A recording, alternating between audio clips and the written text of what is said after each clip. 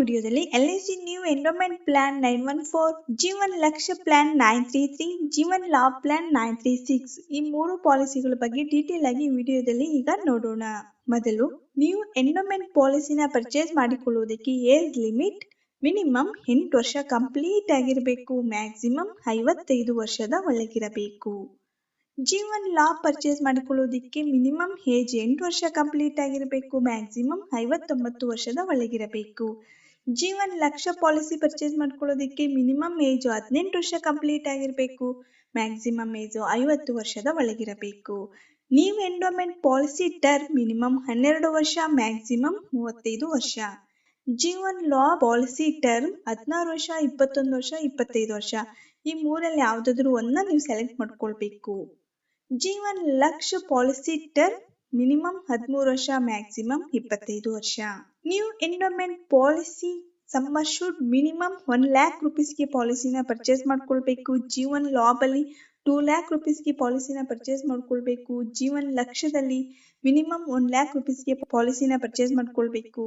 Maximum ಆದ್ರೆ ಈ ಮೂರು ಪಾಲಿಸಿಲಿ ನೋ ಲಿಮಿಟ್, ನೀವು ಎಷ್ಟು ಲಕ್ಷಕ್ಕಾದ್ರೂ ಪಾಲಿಸಿನ ಪರ್ಚೇಸ್ ಮಾಡ್ಕೊಳ್ಬಹುದು. ನೀವು ಎಂಡೋಮೆಂಟ್ ಪ್ರೀಮಿಯಂ ಹೇಗೆ ಪೇ ಮಾಡ್ಬೇಕಂದ್ರೆ, ಫಾರ್ ಎಕ್ಸಾಂಪಲ್ ನೀವು 12 years ಪಾಲಿಸಿ ಟರ್ಮ್ ಅನ್ನು ಸೆಲೆಕ್ಟ್ ಮಾಡಿದ್ರೆ ನೀವು 12 years ಕೂಡ ಪ್ರೀಮಿಯಂ ನ ಪೇ ಮಾಡಬೇಕು. ಜೀವನ್ ಲಾಭ್ ಅಲ್ಲಾದ್ರೆ ನೀವು 16 years ಪಾಲಿಸಿ ಟರ್ಮ್ ನ ಸೆಲೆಕ್ಟ್ ಮಾಡಿದ್ರೆ 10 years ಮಾತ್ರ ಪ್ರೀಮಿಯಂ ಪೇ ಮಾಡಬೇಕು. 21 years ಪಾಲಿಸಿ ಟರ್ಮ್ ಸೆಲೆಕ್ಟ್ ಮಾಡಿದ್ರೆ 15 years ಮಾತ್ರ ಪ್ರೀಮಿಯಂ ನ ಪೇ ಮಾಡಬೇಕು. 25 years ಪಾಲಿಸಿ ಟರ್ಮ್ ನ ಸೆಲೆಕ್ಟ್ ಮಾಡಿದ್ರೆ 16 years ಮಾತ್ರ ಪ್ರೀಮಿಯಂ ನ ಪೇ ಮಾಡಬೇಕಾಗುತ್ತೆ. ಜೀವನ್ ಲಕ್ಷ್ಯದಲ್ಲಾದ್ರೆ ಫಾರ್ ಎಕ್ಸಾಂಪಲ್ ನೀವು 13 ವರ್ಷ ಪ್ರೀಮಿಯಂ ಟರ್ಮ್ ಸೆಲೆಕ್ಟ್ ಮಾಡಿದ್ರೆ ನೀವು 10 ವರ್ಷ ಮಾತ್ರ ಪ್ರೀಮಿಯಂ ಪೇ ಮಾಡಬೇಕು. ಅಂದ್ರೆ ಲಾಸ್ಟ್ 3 ವರ್ಷ ನೀವು ಪ್ರೀಮಿಯಂ ಪೇ ಮಾಡುವಾಗಿಲ್ಲ. ನೆಕ್ಸ್ಟ್ ಈ ಮೂರು ಪಾಲಿಸಿ ಮೆಚುರಿಟಿ ಬೆನಿಫಿಟ್ಸ್ ನೋಡುವುದಾದರೆ, sum assured plus bonus plus final additional bonus ಸೇರಿಸಿ ಪಾಲಿಸಿ ಹೋಲ್ಡರ್ಗೆ ಕೊಡ್ತಾರೆ. ಅಂದ್ರೆ for example policy holder policy purchase ಮಾಡಿರ್ತಾರೆ, ಪಾಲಿಸಿ ಟರ್ಮ್ ಸೆಲೆಕ್ಟ್ ಮಾಡ್ಕೊಂಡಿರ್ತಾರೆ. ಈ ಟರ್ಮ್ ಒಳಗಡೆ ಪಾಲಿಸಿ ಹೋಲ್ಡರ್ಗೆ ಏನು ರಿಸ್ಕೇ ಆಗಿಲ್ಲ, ಪಾಲಿಸಿ ಹೋಲ್ಡರ್ ಬದುಕಿದ್ರೆ ಮಾತ್ರ ಪಾಲಿಸಿ ಮೆಚುರಿಟಿ ಆಗುತ್ತೆ. Maturity amount sum assured plus bonus plus final additional bonus ಸೇರಿಸಿ ಪಾಲಿಸಿ ಹೋಲ್ಡರ್ಗೆ ಕೊಡ್ತಾರೆ. ಇನ್ ಕೇಸ್ ಪಾಲಿಸಿ ಹೋಲ್ಡರ್ ಏನಾದ್ರೂ ಡೆತ್ ಆದ್ರೆ ಆಗ ಡೆತ್ ಬೆನಿಫಿಟ್ಸ್ ಏನ್ ಬರುತ್ತೆ ಅಂದ್ರೆ, ನ್ಯೂ ಎಂಡೋಮೆಂಟ್ ಪಾಲಿಸಿಲಿ ಮತ್ತು ಜೀವನ್ ಲಾಭ್ ಪಾಲಿಸಿಲಿ ಅವ್ರು ಸೆಲೆಕ್ಟ್ ಮಾಡ್ಕೊಂಡಿರುವಂತಹ ಸಮ್ ಅಶ್ಯೂರ್ಡ್ ಪ್ಲಸ್ ಬೋನಸ್ ನ ಆಡ್ ಮಾಡಿ ಪಾಲಿಸಿ ಹೋಲ್ಡರ್ ನಾಮಿನಿ ಇರ್ತಾರಲ್ವಾ ಅವ್ರಿಗೆ ಕೊಡ್ತಾರೆ. ಬಟ್ ಜೀವನ್ ಲಕ್ಷ್ಯ ಪಾಲಿಸಿಲಿ ಬಿಗ್ ಅಮೌಂಟ್ ಒಂದೇ ಸಲ ಬರುವುದಿಲ್ಲ. ಪಾಲಿಸಿ ಹೋಲ್ಡರ್ ಡೆತ್ ಆದ್ರೆ ಅವರಿಗೆ ಅವ್ರು ಸೆಲೆಕ್ಟ್ ಮಾಡ್ಕೊಂಡಿರುವಂತಹ ಸಮ್ ಅಶ್ಯೂರ್ಡ್ ಮೇಲೆ 10% ನ ಕ್ಯಾಲ್ಕುಲೇಷನ್ ಮಾಡಿ ಆ ಪಾಲಿಸಿ ಮೆಚುರಿಟಿ ಆಗೋವರೆಗೂ ಪ್ರತಿ ವರ್ಷ ಆ 10% ಅಮೌಂಟ್ ನ ಪಾಲಿಸಿ ಹೋಲ್ಡರ್ ನಾಮಿನಿಗೆ ಕೊಡ್ತಾ ಇರ್ತಾರೆ. Next in remaining premium pay ಮಾಡ್ಬೇಕಲ್ವಾ, ಅದು ಕೂಡ ಪಾಲಿಸಿ ಹೋಲ್ಡರ್ ನಾಮಿನಿ ಪೇ ಮಾಡುವ ಅವಶ್ಯಕತೆ ಇರುವುದಿಲ್ಲ. ಇಲ್ಲಿ LIC ಸಂಸ್ಥೆಯವರೇ ರಿಮೈನಿಂಗ್ ಪ್ರೀಮಿಯಂ ನ ಪೇ ಮಾಡ್ತಾರೆ. ನೆಕ್ಸ್ಟ್ ಪಾಲಿಸಿ ಮೆಚುರಿಟಿ ಆದಾಗ ಬಿಗ್ ಅಮೌಂಟ್ ಬರುತ್ತೆ, ಆ ಅಮೌಂಟ್ ನ ಪಾಲಿಸಿ ಹೋಲ್ಡರ್ ನಾಮಿನಿಗೆ ಕೊಡ್ತಾರೆ. ಪ್ರೀಮಿಯಂ ಪೇಯಿಂಗ್ ಮೋಡ್ಸ್, ನೀವು ಈ ಮೂರು ಪಾಲಿಸಿಗಳಿಗೆ yearly, half yearly, quarterly, monthly premium ನ ಪೇ ಮಾಡಬಹುದು. ನೀವು ಆಫ್ ಇಯರ್ಲಿ ಪ್ರೀಮಿಯಂ ನ ಪೇ ಮಾಡುವಂತಹ ಆಪ್ಷನ್ ಸೆಲೆಕ್ಟ್ ಮಾಡಿದ್ರೆ ನೀವು ಕಟ್ಟುವಂತಹ ಪ್ರೀಮಿಯಂಗೆ 1% ಡಿಸ್ಕೌಂಟ್ ಇರುತ್ತೆ. ಇಯರ್ಲಿ ಪ್ರೀಮಿಯಂ ಪೇ ಮಾಡುವ ಆಪ್ಷನ್ ಸೆಲೆಕ್ಟ್ ಮಾಡಿದ್ರೆ 2% ಡಿಸ್ಕೌಂಟ್ ಇರುತ್ತೆ. ನೆಕ್ಸ್ಟ್ ರೈಡರ್ಸ್, ನೀವು ಈ ಮೂರು ಪಾಲಿಸಿನ ಪರ್ಚೇಸ್ ಮಾಡ್ಕೊಳ್ಳುವಾಗ ನಿಮ್ಗೆ accidental death and disability rider add ಆಗಿರುತ್ತೆ. ನೀವು ಎಕ್ಸ್ಟ್ರಾ ಬೇಕಂದ್ರೆ ಆಕ್ಸಿಡೆಂಟಲ್ ಬೆನಿಫಿಟ್ ರೈಡರ್ ನ ಆಡ್ ಮಾಡ್ಕೊಳ್ಬಹುದು, ಟರ್ಮ್ ರೈಡರ್ ನ ಆಡ್ ಮಾಡ್ಕೊಳ್ಬಹುದು, ಕ್ರಿಟಿಕಲ್ ಇಲ್ನೆಸ್ ರೈಡರ್ ನು ಆಡ್ ಮಾಡ್ಕೊಳ್ಬಹುದು. ನೆಕ್ಸ್ಟ್ PW ರೈಡರ್ ನು ಕೂಡ ಆಡ್ ಮಾಡ್ಕೊಳ್ಬಹುದು. ಈ PW ರೈಡರ್ ನ ಜೀವನ್ ಲಕ್ಷ್ಯ ಪಾಲಿಸಿನ ಪರ್ಚೇಸ್ ಮಾಡ್ಕೊಳ್ತಾರಲ್ವಾ ಅವರು ಈ ರೈಡರ್ ನ ಆಡ್ ಮಾಡ್ಕೊಳ್ಳಕ್ಕೆ ಅವಕಾಶ ಇರುವುದಿಲ್ಲ. ಯಾಕಂದ್ರೆ ಈ ಪಾಲಿಸಿಯ ಮಿನಿಮಮ್ ಏಜ್ ಬಂದ್ಬಿಟ್ಟು 18 ವರ್ಷಕ್ಕಲ್ವಾ ಈ ಪಾಲಿಸಿನ ಪರ್ಚೇಸ್ ಮಾಡ್ಕೊಳ್ಳೋದು.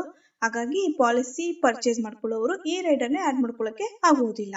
ನೆಕ್ಸ್ಟ್ ಪ್ರೀ ಲುಕ್ ಪೀರಿಯಡ್ ಅಂದ್ರೆ ಫಾರ್ ಎಕ್ಸಾಂಪಲ್ ನೀವು ಪಾಲಿಸಿ ಪರ್ಚೇಸ್ ಮಾಡಿರ್ತೀರಾ, ಆಮೇಲೆ ನನಗೆ ಈ ಪಾಲಿಸಿ ಬೇಡ, ನನಗೆ ಇಷ್ಟ ಇಲ್ಲ, ನಾನು ಕ್ಲೋಸ್ ಮಾಡಬೇಕು ಅಂದ್ಕೊಂಡ್ರೆ ನಿಮಗೆ 15 days ಟೈಮ್ ಇರುತ್ತೆ, ನೀವು ಪಾಲಿಸಿನ ಕ್ಯಾನ್ಸಲ್ ಮಾಡ್ಕೊಳ್ಬಹುದು. ನೆಕ್ಸ್ಟ್ ಸರೆಂಡರ್ ವ್ಯಾಲ್ಯೂ ಅಂದ್ರೆ ಪ್ರೀ ಲುಕ್ ಪೀರಿಯಡ್ ಆದ್ಮೇಲೆ ನೀವು ಪಾಲಿಸಿನ ಕ್ಯಾನ್ಸಲ್ ಮಾಡ್ಕೊಳ್ಬೇಕು ಅಂದ್ಕೊಂಡ್ರೆ ನೀವು ಕಂಟಿನ್ಯೂಸ್ ಆಗಿ 2 years ಪ್ರೀಮಿಯಂ ನ ಪೇ ಮಾಡಬೇಕು. ಆಫ್ಟರ್ 2 years ಆದ್ಮೇಲೆ ಬೇಕಾದ್ರೆ ನೀವು ಪಾಲಿಸಿನ ಕ್ಯಾನ್ಸಲ್ ಮಾಡ್ಕೊಳ್ಬಹುದು. ನೆಕ್ಸ್ಟ್ ಲೋನ್ ಫೆಸಿಲಿಟಿ ಕೂಡ ಇರುತ್ತೆ ಮೂರು ಪಾಲಿಸಿಲಿ. ನೀವು ಪಾಲಿಸಿ ಪರ್ಚೇಸ್ ಮಾಡಿ ಆಫ್ಟರ್ 2 ಇಯರ್ಸ್ ಆದ್ಮೇಲೆ ಬೇಕಾದ್ರೆ ಲೋನ್ ಅಪ್ಲೈ ಮಾಡಿ ಲೋನ್ ತೆಗೆದುಕೊಳ್ಬಹುದು. ನೆಕ್ಸ್ಟ್ ಈ 3 ಪಾಲಿಸಿಗಳಿಗೂ ಕೂಡ ನಾಮಿನಿ ಫೆಸಿಲಿಟಿ ಇರುತ್ತೆ. ನೀವು ಪಾಲಿಸಿ ಪರ್ಚೇಸ್ ಮಾಡ್ಕೊಳ್ಳುವಾಗ ನಾಮಿನಿ ಹೆಸರನ್ನ ಕಂಪಲ್ಸರಿಯಾಗಿ ಮೆನ್ಷನ್ ಮಾಡಲೇಬೇಕು. ಯಾಕಂದ್ರೆ ಇನ್ ಕೇಸ್ ಪಾಲಿಸಿ ಹೋಲ್ಡರ್ ಡೆತ್ ಆದ್ರೆ ಅವ್ರು ಡೆಪಾಸಿಟ್ ಮಾಡಿದ ಅಮೌಂಟ್ ಅದಕ್ಕೆ ಬರುವಂತಹ ಬೆನಿಫಿಟ್ಸ್ ಸೇರಿಸಿ ಪಾಲಿಸಿ ಹೋಲ್ಡರ್ ನಾಮಿನಿಗೆ ಕೊಡ್ತಾರೆ. ಹಾಗಾಗಿ ನಾಮಿನಿ ಹೆಸರನ್ನ ಮೆನ್ಷನ್ ಮಾಡುವುದು ಯಾವುದೇ ಕಾರಣಕ್ಕೂ ಮರೆಯಬೇಡಿ. ಎಷ್ಟು ಸೂಸೈಡ್, ಫಾರ್ ಎಕ್ಸಾಂಪಲ್ ನೀವು ಪಾಲಿಸಿನ ಪರ್ಚೇಸ್ ಮಾಡಿರ್ತೀರಾ, ಪರ್ಚೇಸ್ ಮಾಡಿ 1 ಇಯರ್ ಒಳಗಡೆ ಏನಾದ್ರೂ policy holder in case suicide ಮಾಡ್ಕೊಂಡ್ರೆ ಆಗ ಅವರು ಡೆಪಾಸಿಟ್ ಮಾಡಿದ ಅಮೌಂಟ್ ಅಲ್ಲಿ 80% ಮಾತ್ರ ಪಾಲಿಸಿ ಹೋಲ್ಡರ್ ನಾಮಿನಿಗೆ ಕೊಡ್ತಾರೆ. ಅಥವಾ ಇನ್ ಕೇಸ್ ಪಾಲಿಸಿ ಹೋಲ್ಡರ್ ಪಾಲಿಸಿನ ಪರ್ಚೇಸ್ ಮಾಡಿ ಆಫ್ಟರ್ 1 ಇಯರ್ ಆದ್ಮೇಲೆ ಏನಾದ್ರೂ ಪಾಲಿಸಿ ಹೋಲ್ಡರ್ ಸೂಸೈಡ್ ಮಾಡ್ಕೊಂಡ್ರೆ ಆಗ ಪಾಲಿಸಿಯ ಬೆನಿಫಿಟ್ಸ್ ಏನಿದೆಯೋ ಅಷ್ಟು ಬೆನಿಫಿಟ್ಸ್ ಪಾಲಿಸಿ ಹೋಲ್ಡರ್ ನಾಮಿನಿಗೆ ಸಿಗುತ್ತೆ. ಎಷ್ಟು ಒಂದು ಎಕ್ಸಾಂಪಲ್ ನೋಡೋಣ, ಆಗ ಈ 3 ಪಾಲಿಸಿ ಬಗ್ಗೆ ನಿಮ್ಗಿನ್ನು ಈಸಿಯಾಗಿ ಅರ್ಥ ಆಗುತ್ತೆ. ಫಾರ್ ಎಕ್ಸಾಂಪಲ್ 30 ವರ್ಷದ ವ್ಯಕ್ತಿ ಪಾಲಿಸಿನ ಪರ್ಚೇಸ್ ಮಾಡಿದ್ದಾರೆ. ಅವರು 8 ಲಕ್ಷ ರೂಪಾಯಿಗೆ ಪಾಲಿಸಿನ ಪರ್ಚೇಸ್ ಮಾಡಿದ್ದಾರೆ. ಪಾಲಿಸಿ ಟರ್ಮ್ ನ 25 ವರ್ಷ ಸೆಲೆಕ್ಟ್ ಮಾಡ್ಕೊಂಡಿದ್ದಾರೆ. ನ್ಯೂ ಎಂಡೋಮೆಂಟ್ ಪಾಲಿಸಿಲಿ ಅವರು ಪಾಲಿಸಿ ಟರ್ಮ್ ನ 25 ವರ್ಷ ಸೆಲೆಕ್ಟ್ ಮಾಡಿದಾರಲ್ವಾ, ಹಾಗಾಗಿ ಅವ್ರು 25 ವರ್ಷನೂ ಪ್ರೀಮಿಯಂ ಪೇ ಮಾಡಬೇಕು. ಜೀವನ್ ಲಾಭ ಅಲ್ಲಾದ್ರೆ ಅವ್ರು 25 ವರ್ಷ ಪಾಲಿಸಿ ಟರ್ಮ್ ಸೆಲೆಕ್ಟ್ ಮಾಡಿದ್ದಾರೆ, ಅವ್ರು 16 ವರ್ಷ ಮಾತ್ರ ಪ್ರೀಮಿಯಂ ಕಟ್ಟಬೇಕು. ಜೀವನ್ ಲಕ್ಷದಲ್ಲಾದ್ರೆ ಅವ್ರು 25 ವರ್ಷ ಪಾಲಿಸಿ ಟರ್ಮ್ ಸೆಲೆಕ್ಟ್ ಮಾಡಿದ್ದಾರೆ, 22 ವರ್ಷ ಮಾತ್ರ ಪ್ರೀಮಿಯಂ ಪೇ ಮಾಡಬೇಕು. ಲಾಸ್ಟ್ 3 ವರ್ಷ ಪ್ರೀಮಿಯಂ ಪೇ ಮಾಡುವಾಗಿಲ್ಲ. ಪ್ರೀಮಿಯಂ ಎಷ್ಟು ಕಟ್ಟಬೇಕು? ನೀವು ಎಂಡೋಮೆಂಟ್ ಪಾಲಿಸಿಗಾದ್ರೆ ವರ್ಷಕ್ಕೊಂದ್ಸಲಿ 30,000 ರೂಪಾಯಿ ಕಟ್ಟಬೇಕು. ಜೀವನ್ ಲಾಭಗಾದ್ರೆ 36,000 ರೂಪಾಯಿ ಕಟ್ಟಬೇಕು ವರ್ಷಕ್ಕೊಂದ್ಸಲಿ. ಜೀವನ್ ಲಕ್ಷಕ್ಕಾದ್ರೆ ವರ್ಷಕ್ಕೊಂದ್ಸಲಿ 33,000 ರೂಪಾಯಿ ಪ್ರೀಮಿಯಂ ಪೇ ಮಾಡಬೇಕು. ಮೆಚುರಿಟಿ ಅಮೌಂಟ್ ಎಷ್ಟು ಬರುತ್ತೆ ಅಂದ್ರೆ, ನೀವು ಎಂಡೋಮೆಂಟ್ ಪಾಲಿಸಿಗಾದ್ರೆ 21,20,000 ರೂಪಾಯಿ ಬರುತ್ತೆ. ಜೀವನ್ ಲಾಭಗಾದ್ರೆ 21,60,000 ರೂಪಾಯಿ ಬರುತ್ತೆ. ಜೀವನ್ ಲಕ್ಷಗಾದ್ರೆ 21,40,000 ರೂಪಾಯಿ ಬರುತ್ತೆ. ಇಲ್ಲಿ ಪಾಲಿಸಿ ಹೋಲ್ಡರ್ ಎಷ್ಟು ಪ್ರೀಮಿಯಂ ಪೇ ಮಾಡಿದ್ದಾರೆ ಅಂದ್ರೆ, ನೀವು ಎಂಡೋಮೆಂಟ್ ಪಾಲಿಸಿಗಾದ್ರೆ 7.5 ಲ್ಯಾಕ್ ರುಪೀಸ್ ಪೇ ಮಾಡಿದ್ದಾರೆ. ಜೀವನ್ ಲಾಭ್ ಪಾಲಿಸಿಗಾದ್ರೆ 5.8 ಲ್ಯಾಕ್ ರುಪೀಸ್ ಪೇ ಮಾಡಿದ್ದಾರೆ. ಜೀವನ್ ಲಕ್ಷಗಾದ್ರೆ 7.3 ಲ್ಯಾಕ್ ರುಪೀಸ್ ಪ್ರೀಮಿಯಂ ನ ಪೇ ಮಾಡಿದ್ದಾರೆ. In case policy holder death ಆದ್ರೆ ಡೆತ್ ಕ್ಲೈಮ್ ಅಮೌಂಟ್ ಎಷ್ಟು ಬರುತ್ತೆ ಅಂದ್ರೆ, ಫಸ್ಟ್ ಇಯರ್ ಇಂದ ಲಾಸ್ಟ್ ಎಂಡ್ ವರೆಗೂ 8.3 ಲ್ಯಾಕ್ ಟು 21.2 ಲ್ಯಾಕ್ ವರೆಗೂ ಡೆತ್ ಕ್ಲೈಮ್ ಅಮೌಂಟ್ ಬರುವಂತಹ ಅವಕಾಶ ಇದೆ. ಜೀವನ್ ಲಾಭಗಾದ್ರೆ 8.4 ಲ್ಯಾಕ್ ಟು 21.6 ಲ್ಯಾಕ್ ರುಪೀಸ್ ವರೆಗೂ ಡೆತ್ ಕ್ಲೈಮ್ ಅಮೌಂಟ್ ಬರುವಂತಹ ಅವಕಾಶ ಇದೆ. ಜೀವನ್ ಲಕ್ಷಗಾದ್ರೆ ಇಲ್ಲಿ ಪಾಲಿಸಿ ಹೋಲ್ಡರ್ ಡೆತ್ ಆದ್ರೆ ಒಂದೇ ಸಲ ಬಿಗ್ ಅಮೌಂಟ್ ಬರುವುದಿಲ್ಲ. ಅವ್ರು ಸೆಲೆಕ್ಟ್ ಮಾಡ್ಕೊಂಡಿರುವಂತಹ ಸಮ್ಮರ್ ಶೆಡ್ಗೆ 10% ಕ್ಯಾಲ್ಕುಲೇಷನ್ ಮಾಡ್ತಾರೆ. ಪ್ರತಿ ವರ್ಷ ಆ ಪಾಲಿಸಿ ಹೋಲ್ಡರ್ ನಾಮಿನಿಗೆ ಪಾಲಿಸಿ ಮೆಚುರಿಟಿ ಆಗೋವರೆಗೂ 80,000 ರೂಪಾಯಿ ಅಂತ ರಿಟರ್ನ್ಸ್ ಬರ್ತಾ ಇರುತ್ತೆ. ಇನ್ ಕೇಸ್ ಪಾಲಿಸಿ ಮೆಚುರಿಟಿ ಆದಾಗ ಅಲ್ಲಿ ಅಮೌಂಟ್ ಬಿಗ್ ಅಮೌಂಟ್ ಬರುತ್ತಲ್ಲ, ಅದು ಪಾಲಿಸಿ ಹೋಲ್ಡರ್ ನಾಮಿನಿಗೆ ಕೊಡ್ತಾರೆ.